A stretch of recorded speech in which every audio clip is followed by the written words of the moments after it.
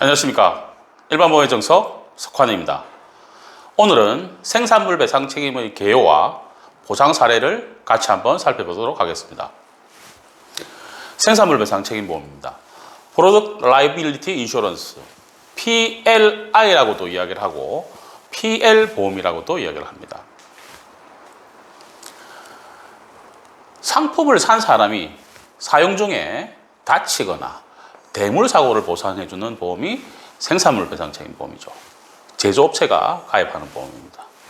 주요 가입 대상을 보시면 완성품 제조자, 주문자 상표 OEM 방식이죠. 부착 제조자, 수출, 수입업자, 그리고 제조물 판매자, 그리고 시공이나 시설물 설치업자들이 가입을 하게 됩니다. 보험가입 시 구비서류죠. 공통등록사항입니다. 사업자 등록증, 설문서. 설문서는 각 보험회사 양식을 사용하면 됩니다. 손익계산서, 공통사항입니다. 필요시에 상품 설명서가 필요하고 수출입업자인 경우에는 수출입 계약서가 필요합니다. 보험조항이 있죠. 보험기간, 보험가입 금액 이런 부분들이 나와 있는 보험조항 서류를 주시면 됩니다. 목적물 유형입니다. 4가지로 구분을 하는데 음식물입니다. 음식물 배상 책임보험은 통상적으로 장기보험을 많이 활용을 하죠. 왜 그러냐면 지금 제가 말씀드리는 생산물 배상 책임보험은 소멸성이죠. 소멸성이기 때문에 1년짜리입니다. 이런 경우는 공제금액, 자기부담금이 최소 30만 원입니다. 하지만 음식물 배상 책임보험 장기로 가입할 경우에는 최소가 5만 원이죠. 만약 음식물을 섭취하다가 사고 당했다. 치료비가 30만 원이 나왔는데 소멸성인 경우에는 30만 원이니까 나올 금액이 없습니다. 하지만 장기보험으로 가입한 음식물 배상 책임보험은 자기부담금이 5만 원으로 책정을 할 수가 있기 때문에 25만 원 보험금을 지불하게 되죠. 그래서 음식물 배상 책임보험 같은 경우는 장기보험으로 많이 활용을 하고 있습니다. 다음은 일반 제조물입니다. 가장 광범위하죠. 섬유나 의복, 자동차 관련 제품, 그리고 헬스 제품 이런 부분들이 일반 제조물에 들어가는 부분들이고, 지난번에 영업배상 책임보험의 도급업자 특별약관을 제가 설명을 드렸습니다. 생산물 배상 책임보험에도 도급업자 특별약관이 있습니다. 같은 내용이죠. 빌딩공사, 광고판 설치, 건축물 설비공사 등이 도급업자에 해당하는 부분들이고, 그 다음에 완성작업 위험입니다. 이 부분은 뭐냐면 물건을 설치 제작을 해서 소비자에게 넘겨주는 거죠. 승강기, 에스컬레이터, 광고판, 광고탑, 전광판 납품을 한 이후에 사고가 났다. 이 물건으로 해서 사고가 나는 부분들을 보장을 해주는 부분들이 완성작업 위험률입니다. 4가지 사항입니다. 보상하는 손해를 보시면 결함 또는 하자 있는 제품으로 인한 화재, 폭발 사고, 배터리가 가열이 돼서 폭발하거나 화재가 발생하면 대물피해나 인명피해가 있겠죠. 보상을 해줍니다. 그리고 제품 사용에 따른 사전 경고 주의 위반 사고도 보상을 해줍니다. 그리고 사용 수칙 미비로 인한 손해, 그리고 설계 결함으로 발생한 손해를 보상을 하죠. 법률상 손해배상금과 소송 관련 비용, 손해배상금과 소송 관련 비용, 손해방지 비용, 소송 비용, 권리 보전 비용, 공탁 보증료, 이게 비용 손해가 됩니다. 보상하지 않는 손해죠. 첫 번째로 성질 또는 하자로 인한 생산물 자체의 손해. 바꿔줘. 이 부분들은 보상이 안 된다는 부분들이죠. 그리고 결함이 있는 생산물의 회수. 이거는 생산물 회수보험하고 관련이 있는 부분들입니다. 보상이 안 됩니다. 화재 폭발, 매몰 붕괴 사고, 보상 안 됩니다. 타인과의 계약의 가중된 배상 책임 보상하지 않습니다. 그리고 벌과금, 징벌 등 손해에 대한 배상 책임 보상하지 않습니다. 그리고 주요 특별약관이죠. 조금 전에 말씀드린 도급업자 특별약관. 제품의 설치 중에 발생한 배상 책임을 담보를 하죠. 도급업자 특별약관이고, 그다음에 판매인 특별약관입니다. 대리점과 같은 판매인을 피보험자로 추가를 하는 거죠. 그러면 제조업자와 동일한 보상을 받을 수 있는 특별약관이 되겠습니다. 보험가 시 유의를 해야 되는 사항들이 있습니다. 생산물 배상 책임 보험은 두 가지 증권이 있죠. 손해사고 기준 증권이 있고 배상 청구 기준 증권이 있습니다. 손해사고 기준은 보험기간에 일어난 사고는 보상을 해주죠. 자동차 보험처럼. 그게 손해사고 기준 증권입니다. 하지만 배상 청구 기준 증권은 한 가지 더 사항이 있습니다. 소급 일자가 있습니다. 소급 담보 일자가 있죠. 이후에 발생한 것이어야 되고 보험기간 중에 사고가 나야 되고 보험기간이 효력이 발생을 해야 되는 그런 조건들이 있습니다. 그게 배상 청구 기준이죠.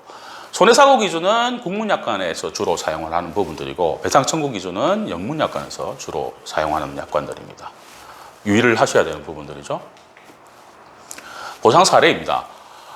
음식물을 먹다가 치아가 파절된 사고입니다. 보험가입 현황을 보시면 생산물 배상 책임 보험 1년 가입을 했죠. 공제금액 50만 원 해서 보험료가 4,593만 원을 납부를 하는 업체에서 사고가 났죠. 음식 단체 급식을 하는 부분들이죠. 2019년 8월 달에 사고가 났습니다. 사고상을 한번 보시면 해초무침을 먹던 피해자가 음식물 속에 혼입된 이물질을 씹어서 치아가 파절된 부상을 입은 사고입니다. 손해가 400만 원 정도 났죠. 피보험자 측의 배상 책임 성립 여부입니다. 음식물 내에 혼입된 이물질 사고죠. 음식물을 취급하는 사람들은 세심한 주의를 기해야 되고 안전하고 위생적인 식품을 제공할 의무가 있더라. 근데 이거를 게을리 했더라는 부분들입니다. 민법 제750조 제조물 책임법 제3조에 의해서 손해를 배상해라. 100%를 배상을 해라는 내용들입니다. 그래서 피해자 과실이 없다는 부분들이죠. 피해자 과실을 한번 따져보겠습니다. 육안으로 관찰을 하기가 불가능하다. 이물질이. 그리고 주의해야 할 의무가 있다고 보기 어렵다. 우리 음식물을 섭취를 할 때 안에 뭔가 있을 거라고 가정을 하고 음식물을 먹지 않지 않습니까? 그런 부분들이 있다는 이야기죠. 그래서 과실이 없다라는 부분들입니다.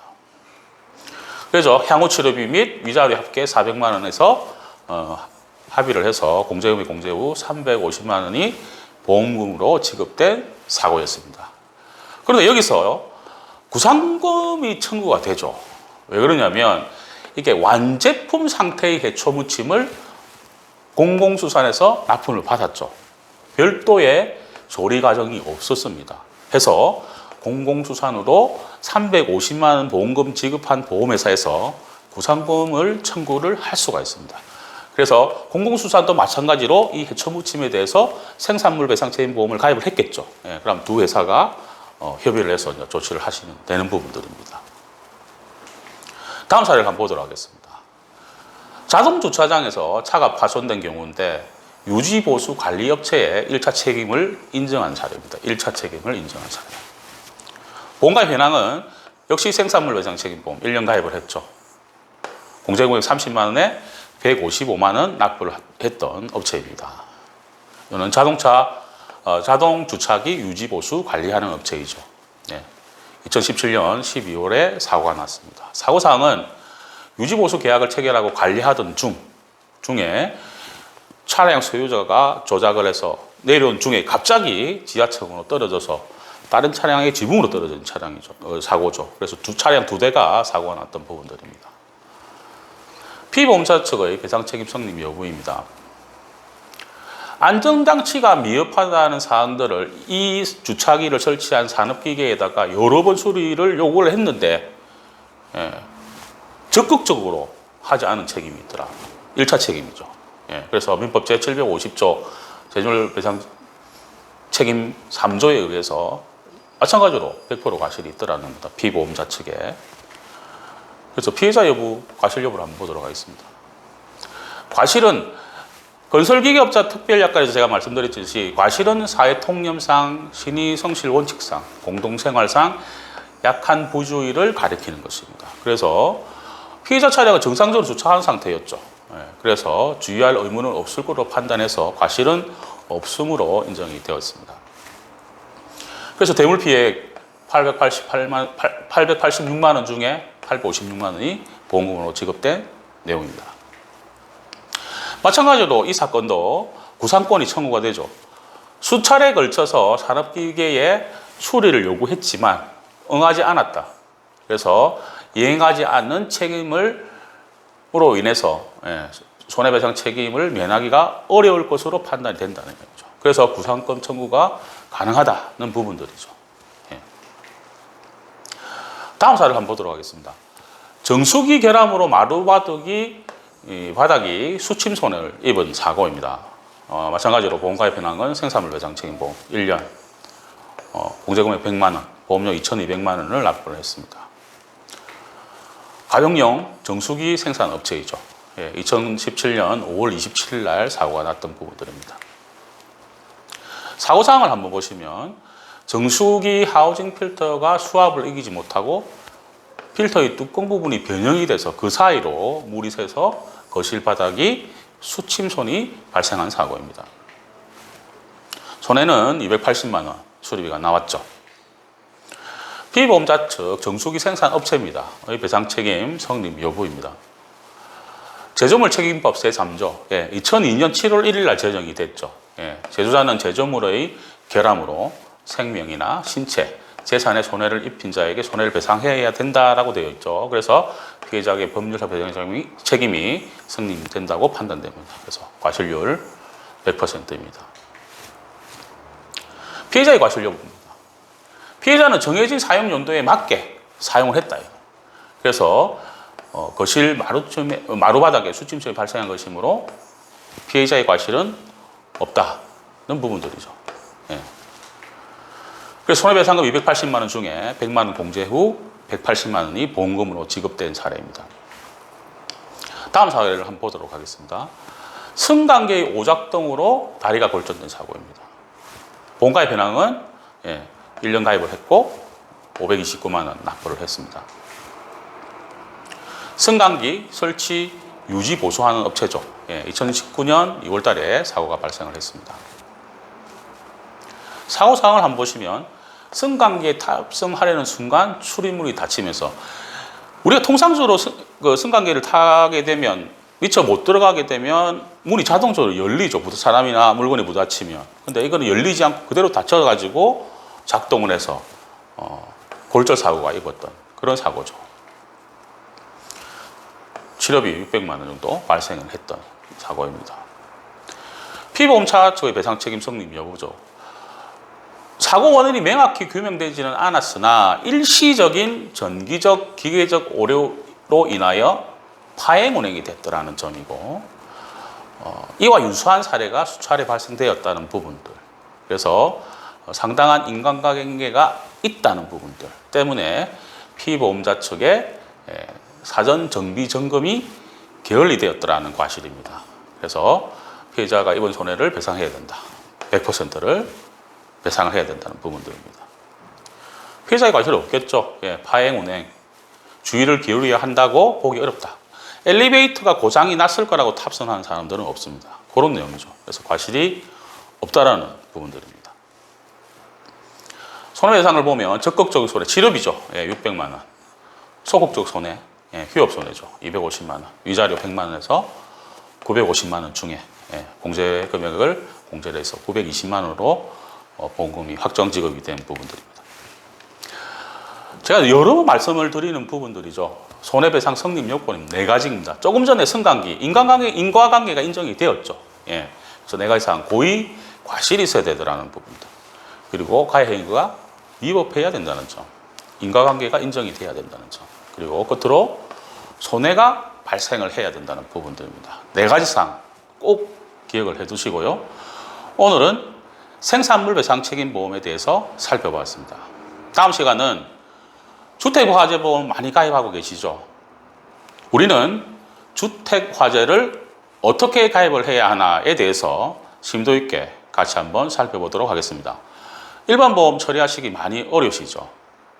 어려운 점이나 궁금한 내용이 있으신 분들은 상단의 카카오 채널에서 일반 보험의 정석을 검색하시거나 연락 주시면 성심성의껏 답변해 드리겠습니다. 항상 좋은 정보를 전달해 드리는 일반 보험의 정석이 되겠습니다. 정보가 좋았으면 구독하시고 좋아요 그리고 알람 부탁드립니다.